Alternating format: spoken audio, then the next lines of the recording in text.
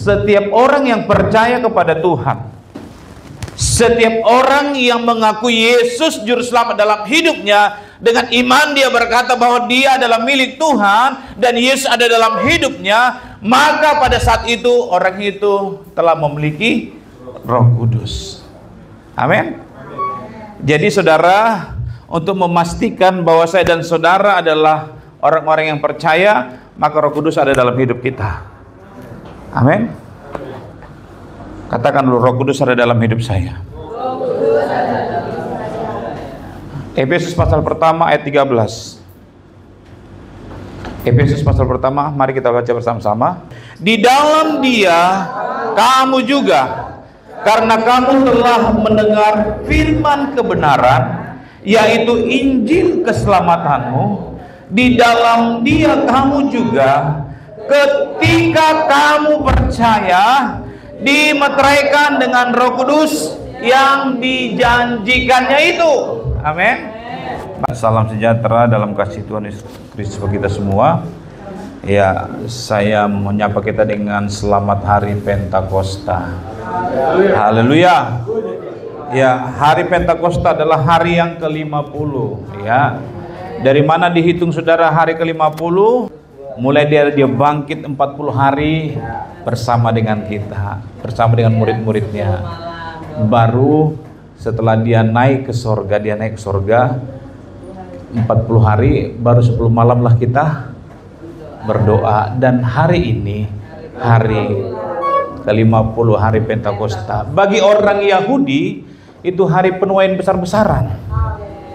Ya, kalau bagi perjanjian baru, bagi umat Nasrani di zaman Roh Kudus, itu dikatakan hari pencurahan Roh Kudus. Amin. Nah, Bapak Ibu yang dikasihi oleh Tuhan, ya, kita merayakan hari Pentakosta, hari yang ke-50, dengan yang lazim disebut hari ketuangan Roh Kudus. Maka Bapak Ibu yang dikasihi oleh Tuhan, momen ini datang kepada kita dan mengingatkan kita kembali bagaimana karya Roh Kudus yang telah dicurahkan 2000 tahun yang lalu kepada murid-muridnya, dan yang juga dicurahkan bahkan juga menjadi bagian kita sebagai anak-anak Tuhan. Maka kita buka dalam Kisah Rasul pasal yang kedua. Kisah Rasul pasal yang kedua, ayat yang pertama sampai dengan ayat yang keempat menjadi dasar pembacaan firman Tuhan pagi hari ini. Ketika tiba hari Pentakosta, semua orang percaya berkumpul di satu tempat. Tiba-tiba turunlah dari langit suatu bunyi seperti tiupan angin keras yang memenuhi seluruh rumah di mana mereka duduk. Dan tampaklah kepada mereka lidah-lidah seperti nyala api yang bertebaran, dan hingga pada mereka masing-masing. Turunlah mereka dengan Roh Kudus, lalu mereka mulai berkata-kata dalam bahasa-bahasa lain, seperti yang diberikan oleh Roh itu kepada mereka untuk mengatakannya. Amin. Bapak Ibu, kita garis bawahi ayat yang keempat, dikatakan maka penuhlah mereka dengan Roh Kudus, lalu mereka mulai berkata-kata dalam bahasa-bahasa lain, seperti yang diberikan oleh Roh itu kepada mereka untuk mengatakannya. Bapak Ibu yang dikasihi oleh Tuhan, dalam ayat ini dikatakan bagaimana murid-murid itu penuh dengan Roh Kudus. Ya, artinya saudara, bahwa firman Tuhan mengajarkan kepada kita, sebagaimana kita orang-orang percaya, kita bukan saja menerima Roh Kudus, tapi kita perlu dipenuhkan dengan apa? Roh Kudus. Kisah Rasul berkata, maka penuhlah mereka dengan Roh Kudus. Saya katakan bahwa setiap orang yang percaya kepada Tuhan, setiap orang yang mengaku Yesus juru selamat dalam hidupnya, dengan iman dia berkata bahwa dia adalah milik Tuhan dan Yesus ada dalam hidupnya, maka pada saat itu orang itu telah memiliki Roh Kudus. Amin. Jadi saudara, untuk memastikan bahwa saya dan saudara adalah orang-orang yang percaya, maka Roh Kudus ada dalam hidup kita. Amin. Katakan dulu, Roh Kudus ada dalam hidup saya. Efesus pasal pertama ayat 13. Efesus pasal pertama, mari kita baca bersama-sama. Di dalam Dia kamu juga, karena kamu telah mendengar firman kebenaran, yaitu Injil keselamatanmu. Di dalam Dia kamu juga, ketika kamu percaya, dimeteraikan dengan Roh Kudus yang dijanjikannya itu. Amin. Maka saudara, kita semua telah memiliki Roh Kudus. Amin. Yang percaya kepada Tuhan memiliki Roh Kudus. Pertanyaannya, jangan cuma memiliki. Alkitab berkata, maka penuhlah mereka dengan Roh Kudus. Ya. Saya katakan begini, kalau ada sebuah gelas, kalau airnya seperempat, bisa dikatakan penuh? Tidak ya. Kalau airnya setengah, bisa penuh nggak? Kalau airnya 3/4, tapi kalau airnya menutupi semua bagian gelas itu, maka dikatakan penuh.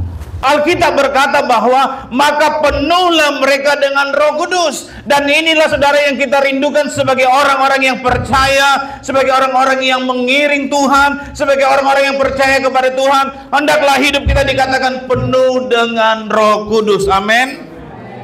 Ya. Karena saudara, ketika seseorang dipenuhkan Roh Kudus, maka Roh Kudus itulah yang akan menuntunnya. Ya. Coba saudara, coba kita lihat saudara, dalam Efesus pasal yang kelima. Apa dikatakan dalam ayat yang ke-18? Kita baca bersama Efesus pasal 5 ayat 18. 1, 2, 3. Dan janganlah kamu mabuk oleh anggur, karena anggur menimbulkan hawa nafsu. Tetapi hendaklah, di sini juga saudara diminta supaya kita penuh dengan Roh. Kenapa saudara dikatakan janganlah kamu mabuk oleh anggur? Artinya pemabuk itu disandingkan dengan penuh dengan Roh. Ya. Nah, ada pendeta bilang suku yang paling hebat di Indonesia cuma 2 suku katanya. Ya. Apa yang hebatnya? Saudara lihat aja di TikTok saudara. Ya. Karena saudara, orang mabuk seakan-akan dipikir penuh. Ya. Karena dia mabuk, dia dikendalikan oleh, iya. Jadi saudara, kalau mabuk, di sini sudah tidak ada yang mabuk. Haleluya. Ya. Di sini tidak ada yang mabuk, amin. Di sebelah sini amin, sebelah sini masih. Di sini tidak ada yang mabuk, amin. Iya. Kalau pemabuk nggak masuk surga. Iya, Alkitab berkata pemabuk tidak. Jadi jangan harap kalau kau mabuk tapi kamu dipenuhkan Roh, nggak bisa. Ya.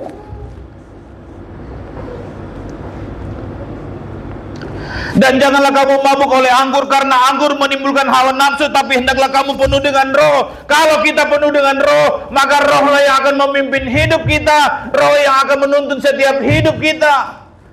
Makanya orang mabuk itu akan dipimpin oleh anggur ataupun nafsunya. Ya. Jadi anak Tuhan tidak ada ceritanya kalau mabuk dia bisa dipenuhkan Roh Kudus, tidak. Alkitab berkata, hendaklah kamu penuh dengan Roh Kudus. Karena kalau sudah penuh dengan Roh Kudus, maka Alkitab berkata bahwa orang-orang yang dipimpin dalam Roma pasal yang ke-8, bahwa orang-orang yang dipimpin oleh Roh adalah anak-anak Allah. Jangan sampai sudah jadi anak Allah masih ada dalam kemabukan.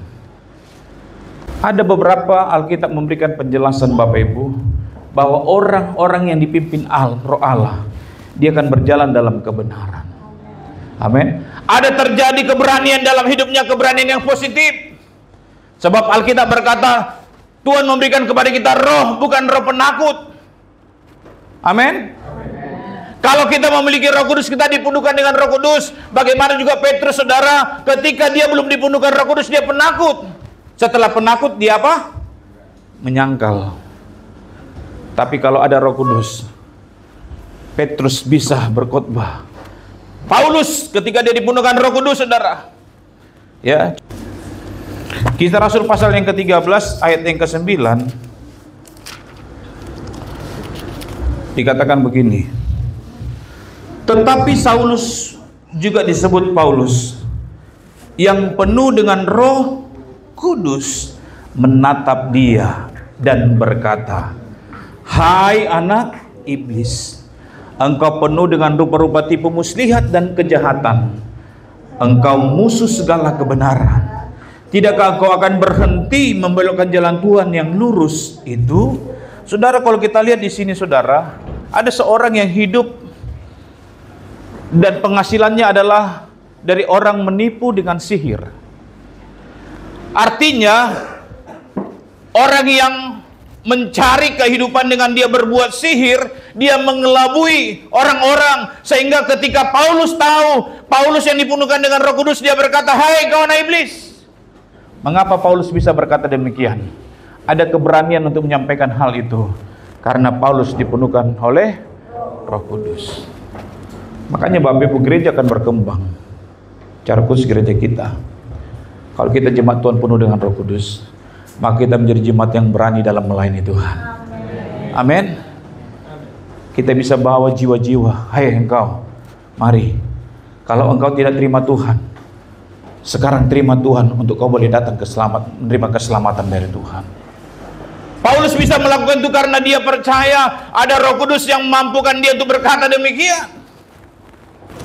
Kisah Rasul pasal yang ke-7 ayat yang ke-55. Bagaimana juga dikatakan Stefanus.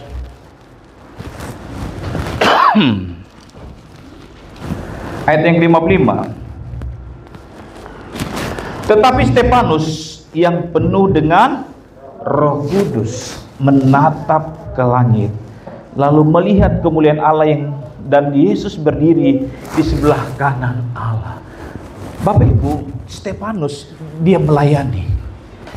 Dia tidak memusingkan bagaimana resiko yang dihadapinya. Tapi ketika dia melayani, saudara, maka di situ dikatakan ada Roh Kudus yang memampukan hidupnya. Ada Roh Kudus yang memampukan dia untuk bisa berkata, untuk dia bisa melayani sekalipun resiko berat ada dalam hidupnya. Itu dilakukan karena Paulus bisa melayani, karena Paulus dipenuhkan Roh Kudus. Amin. Makanya Bapak Ibu jemaat Tuhan, gereja kita, gereja Pantai Kosta di Indonesia yang dikenal dengan beraliran Roh Kudus. Saya katakan bahwa kalau GPD itu saudara sudah terlatih, ya, mulai dari sekolah Alkitab, ibadah 2 pencurahan Roh Kudus, sampai di pelayanan membawa jemaat 2:10 malam. Ya. Jadi kalau orang lain ada yang berkata miring tentang 2:10 malam, ya kita abaikan saja. Sebab kita pun merayakan ulang tahun gak ada masalah, ya kan? Mengapa orang merayakan ulang tahun? Karena dia ingin melihat bagaimana karya Tuhan dalam hidupnya. 20 tahun, 40 tahun, 46 tahun, 50 tahun, dia bisa, oh saya bersyukur kepada Tuhan karena Tuhan baik dalam hidup saya. Dia mengingat bagaimana dia telah dilahirkan. Makanya kalau kita merayakan doa, saudara, itu mengingat kita ternyata kita ada sampai saat ini karena itu adalah kekuatan Roh Kudus dalam hidup kita. Sebab banyak orang juga yang mundur, banyak orang yang tidak kuat, tidak tahan, bahkan memilih untuk tidak melakukan apa-apa. Tapi kita bersyukur kepada Tuhan, kita masih bisa membawa hidup kita doa kepada Tuhan. Amin. Saya imani bahwa semua kita lakukan itu karena kita dikuatkan dan didorong oleh Roh Kudus. Amin. Ya. Jadi saudara yang dikasih oleh Tuhan, betapa pentingnya Roh Kudus memenuhi hidup kita supaya kita bisa tampil, kita bisa kuat, supaya Roh Kudus yang akan mengendalikan setiap hidup kita. Ada pujian berkata, Kubuka hati untuk jamahanmu. Berserah di kau ambil alih apa? Seluruh hidupku. Artinya kita mengizinkan Roh Kudus engkau ambil alih. Karena aku percaya ketika engkau mengambil alih dalam hidupku, maka aku melangkah dan melangkah semuanya untuk kebenaran firman Allah. Amin. Ya. Jangan jum-jumu kita dipenuhkan dengan Roh Kudus. Karena Roh Kudus itulah yang akan menuntun kita. Hati, perasaan, tindakan kita akan dikendalikan oleh Roh Kudus. Ya. Nah, Bapak Ibu, yang kedua, itu pentingnya kita dipenuhkan. Yang kedua, apa dampak kita? Apa dampak dipenuhkan Roh Kudus dalam hidup kita? Ternyata Bapak Ibu itu berdampak sangat luar biasa. Ya. Kalau kita lihat dalam Efesus pasal yang kelima tadi, ya. Dan janganlah kamu mabuk anggur, karena anggur menimbulkan hawa nafsu, tetapi hendaklah kamu penuh dengan Roh dan berkata-kata seorang kepada yang lain dalam mazmur apa? Kidung pujian dan nyanyian rohani. Bernyanyi dan bersoraklah bagi Tuhan dengan segenap hati. Artinya dampak orang yang dipenuhkan oleh Roh Kudus yang pertama, Bapak Ibu, dikatakan orang tersebut suka dipenuhkan dengan puji-pujian dalam hidupnya. Sehingga orang yang dipenuhkan Roh Kudus, dia dengan gampang untuk memuji Tuhan, untuk memuliakan Tuhan. Amin. Ya. Saudara mau tahu bagaimana orang yang dipenuhkan Roh Kudus? Lihat aja kalau ibadah dia semangat nggak punya pujian? Semangat nggak? Iya, kalau dia nggak semangat, saudara, perlu ditanya itu. Jangan-jangan Roh Kudus lagi? Iya. Tapi kalau dia penuhkan Roh Kudus, dia akan bergirang, saudara. Amin. Jangan sampai saudara ketika di awal bulan tepuk tangannya 180 derajat. Itu sudah mulai akhir bulan turun, saudara. Ya. Mau awal bulan, tengah bulan, akhir bulan, Roh Kudus tetap bekerja dalam hidup kita. Kita tetap memuji Tuhan dengan sungguh-sungguh, amin. Dikatakan, saudara, ketika mereka penuh dengan Roh Kudus, maka dikatakan, dan berkata-katalah seorang kepada yang lain dalam mazmur, kidung, puji-pujian dan nyanyian rohani. Saya pernah, saudara, berkunjung ke salah satu tempat anak Tuhan dalam usahanya. Dia bukan orang Pantai Kosta, tapi lagunya lagu-lagu Pentakosta. Tanya, kalian kan gereja ini? Iya om, kami gereja ini. Tapi kenapa dia? Iya, kami senang dengan lagu-lagu ini. Iya, dia putar terus, saudara. Tiap buka warung diputar lagu-lagunya, lagu-lagu karismatik, sekalipun mereka bukan di karismatik. Artinya apa? Dengan lagu itu membuat hati mereka terasa ada sukacita. Amin. Jadi kalau lagi ada masalah, bernyanyilah. Bernyanyilah bagi Tuhan. Tahu lagunya? Nyanyian na saudara ya. Ya, nyanyikan katanya, saudara. Jadi kita orang-orang yang dipenuhkan Roh Kudus, kita dengan gampang bernyanyi untuk Tuhan, amin. Jadi jangan malas, saudara, bernyanyi, ya. Apalagi dikatakan menarilah bagi Tuhan. Ya, kalau di tempat lain bisa menari, untuk Tuhan kamu menari. Ya. Menarilah untuk Tuhan, menyanyi. Itu yang pertama, saudara. Yang kedua, saudara, dampak orang yang dipenuhkan dengan Roh Kudus. Yang kedua kita lihat dalam Efesus pasal yang kelima, ayat yang ke-20. Dikatakan dia lanjut, saudara, ucaplah syukur senantiasa atas segala sesuatu dalam nama Tuhan kita Yesus Kristus kepada Allah dan Bapa kita. Jadi kalau orang yang dipenuhkan Roh Kudus, gampang dia mengucap syukur. Ya, biarpun jatuh naik motor tetap bersyukur, amin. Loh, ada loh orang kalau hanya naik pangkatnya baru dia bersyukur. Ya. Kenapa saudara jatuh dari motor bersyukur? Kenapa? Karena dia masih bisa berdiri lagi. Iya kan? Loh, kita harus bersyukur kepada Tuhan setiap langkah kita yang kita jalani. Itu adalah satu hal yang diberkati Tuhan. Amin. Makanya dikatakan orang yang penuh dengan Roh Kudus itu mengucap syukur dalam segala hal, dalam segala sesuatu.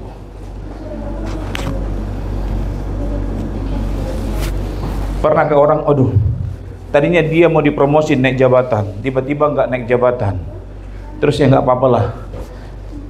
Aku mau bikin ibadah syukur. Syukur kenapa? Jadi naik jabatan nggak jadi. Loh, kok nggak jadi? Kenapa ibadah syukur? Iya, aku nggak naik jabatan. Aku bersyukur karena jabatanku tidak diturunkan. Kan bersyukur juga kan? Aku bersyukur aku ditipu orang. Kenapa bersyukur? Karena bukan aku yang menipu.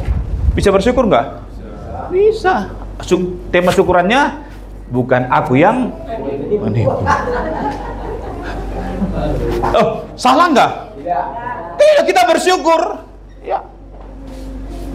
Orang jahati kita, orang fitnah kita, orang kata kita, aku mau bikin ibadah syukur. Kenapa? Kok bodoh kali kamu sudah dipitnah? Oh, aku bersyukur karena bukan aku yang memfitnah. Bisa bersyukur? Karena Roh Kudus ada. Bersyukur, bersyukurlah sebab Dia baik. Amin. Apalagi kalau anaknya nggak naik kelas, kita bersyukur.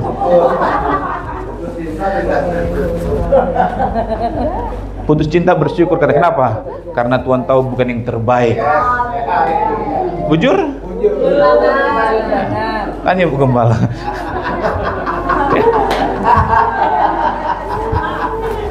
Ya, segala sesuatu ucapkanlah syukur. Karena sesuatu itu dikendalikan dan diketahui oleh Tuhan. Ya. Anak muda, jangan kau berpikir kalau sudah kau jalan sama dia, oh sudah dia pasangan. Belum tentu. Tanya Tuhan, ya. Ya. Biarpun sudah cetak undangan, ternyata bukan dia juga. Anak gembala saya, saudara, sudah persiapan. Saya sudah pernah saksikan baju pengantin 25 juta. Hanya gara-gara makan malam dia sama temannya, naiklah informasi kepada calon mertuanya, akhirnya dibatalkan. Iya, padahal dia makan sama temannya. Dibilanglah, oh dia ada pacar barunya. Mendengar itu saudara, langsung makan amlodipin dia. Jadi saudara, kalau kita dipenuhkan Roh Kudus, kita bersyukur kepada Tuhan. Amin. Karena dikatakan segala sesuatu indah pada waktunya. Amin. Iya. Yang ketiga saudara, dampak dari dipenuhkan Roh Kudus saudara. Kita lihat ayat yang ke-21, Efesus pasal 5 ayat 21. Dan rendahkanlah dirimu seorang kepada yang lain di dalam takut akan Kristus. Rendahkanlah dirimu dikatakan, ya, seorang kepada yang lain di dalam takut akan Kristus. Saudara, memang kalau kita dipenuhkan dengan Roh Kudus, maka Roh itu akan membawa kita kepada ketenangan, tidak kepada kekacauan. Amin. Kita saling menghargai, merendahkan diri, bukan merendahkan diri hadapan manusia, tapi karena Kristus. Kalau orang sombong dengan sombong ketemu, bisa korslet. Makanya supaya kita bisa, mintalah Roh Kudus menuntun kita, supaya kita saling menghargai, saling tidak menonjolkan diri, tapi saling merendahkan, untuk kita bisa saling menerima. Amin. Kalau dalam jemaat kita saling menerima, wah luar biasa. Saudara, kalau kita lihat dalam setiap 2-10 malam, nggak ada jemaat yang merasa tertekan, terpaksa, ataupun tersakiti kalau 2-10 malam harus bawa makanan. Nggak ada ya. Karena setiap kali dia membawa itu, dia mengimani bahwa apa yang dia tabur itu bukti Tuhan memberkati hidupnya. Amin. Iya. Artinya apa? Karena dia mau sama-sama, ya. sama-sama bisa mengasihi, sama-sama bisa melayani, sama-sama bisa berkorban, sama-sama merendahkan. Ya. Mengapa itu bisa terjadi? Karena Roh Kudus ya ada dalam hidup kita, dipenuhkan kita, sehingga kita bisa saling memperhatikan, menghargai satu dengan yang lain. Makanya dalam keluarga kita juga kita perlu tuntunan Roh Kudus, perlu dipenuhkan Roh Kudus. Amin. Ayat 22 dikatakan begini, saudara. Kalau istri dipenuhkan Roh Kudus, hai istri, ada ayatnya? Oh, enggak di situ. Hai istri, apa di sana dikatakan? Tunduklah kepada suamimu seperti kepada Tuhan. Dicoba disejajarkan kepada Tuhan, kepada suamimu seperti kepada Tuhan. Dia coba menghargai. Makanya saudara, ibu-ibu GPD Trans ini yang dipenuhi dengan Roh Kudus, ibu-ibu yang mengasihi suaminya. Amin. Agak berat ya. Amin. Suami-suami yang dipenuhi dengan Roh Kudus mengasihi istrinya. Berarti supaya kita saling mengasihi, perlulah Roh Kudus memenuhi setiap hidup kita. Iya kan? Saudara, ada berita viral di Serang kan? Di Banten atau di Serang? Serang Banten. Ya, saya juga rasanya aduh kok teganya, sedih saudara ya. Apalagi saudara, ya hampir saja mau aku bilang, coba pengkol lemari itu ya, diam dulu sebentar baru bilang Roh Kudus jamati saya. Pasti itu shalom katanya. Iya. Di Batam juga saudara, ada juga kasus yang sama, tapi kebalik, bukan suami, tapi yang istrinya. Iya. Kenapa? Karena minta uang terus katanya. Ya, aduh Tuhan, memang dunia ini semakin parah. Ya, makanya kita perlu dikendalikan Roh Kudus, amin. Iya. Ditanya kenapa kamu sampai begini som? Habis dia minta uang, ternyata di polisi, kenapa? Karena judi online. Gajinya diambil terus hanya untuk judi. Lama-lama pitam lah istrinya. Tapi pitam itu artinya sudah hitam dilihat dia semua. Iya. Tapi kalau Roh Kudus ada, saya percaya Roh Kudus mengendalikan kita, amin. Ya. Jadi dalam jemaat kita, sekeluarga kita dipenuhkan Roh Kudus, maka kita saling mengasihi, amin.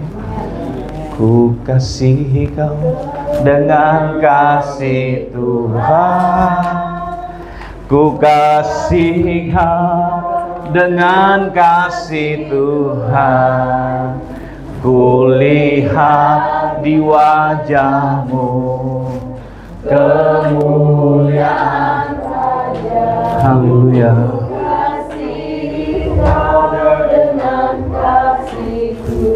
Kalau Roh Kudus memenuhi kita, kasih kita bukan kasih bersyarat, tapi kasih yang memberkati. Amin. Ya.